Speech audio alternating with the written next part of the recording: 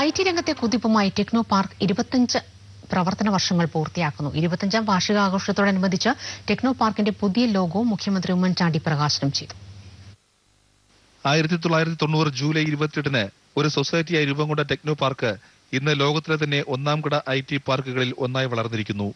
760 ഏക്കറുകളിലായി വ്യാപിച്ചു കിടക്കുന്ന techno park കേരളത്തിനകത്തും പുറത്തുമുള്ള 10 ലക്ഷത്തിലേറെ പേർക്കാണ് ജീവിതമാർഗം ഒരുക്കിയിരിക്കുന്നത്. ഇന്ത്യയിലെ മറ്റ് IT പാർക്കുകൾ ഒന്നുമില്ലാത്ത അടിസ്ഥാന സൗകര്യങ്ങളും ഹരിതാഭവുമായ അന്തരീക്ഷവുമാണ് ടെക്നോ പാർക്കിലുള്ളത്. 25 വർഷങ്ങൾ പൂർത്തിയാക്കുന്നതിന്റെ ഭാഗമായി തയ്യാറാക്കിയ പുതിയ ലോഗോ മുഖ്യമന്ത്രി ഉമ്മൻചാണ്ടി പ്രകാശനം ചെയ്തു. ആദ്യഘട്ടത്തിൽ കേരളം കമ്പ്യൂട്ടർ രംഗത്ത് പിന്നിലായതിന്റെ കണക്ക് തീർക്കാൻ രാജ്യത്തെ ആദ്യത്തെ ഡിജിറ്റൽ സംസ്ഥാനമായി കേരളം മാറാൻ തയ്യാറെടുക്കുകയാണെന്ന് മുഖ്യമന്ത്രി ഉമ്മൻചാണ്ടി പറഞ്ഞു.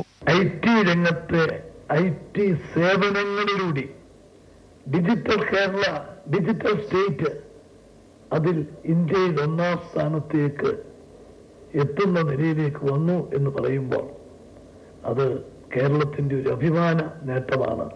തെരഞ്ഞെടുപ്പ് കമ്മീഷനിലെ ഉദ്യോഗസ്ഥ സംവിധാനം ടെക്നോ പാർക്കിലെ കമ്പനി വികസിപ്പിച്ചെടുത്ത ആപ്ലിക്കേഷൻ ഒത്ത് പ്രവർത്തിക്കാൻ തയ്യാറാകാത്തതുകൊണ്ടാണ് പ്രവാസികൾക്ക് ഈ വോട്ട് നടപ്പിലാക്കാനുള്ള ശ്രമം വിജയിക്കാതെ പോയതെന്ന് IT വകുപ്പ് മന്ത്രി PK കുഞ്ഞാലിക്കുട്ടി പറഞ്ഞു.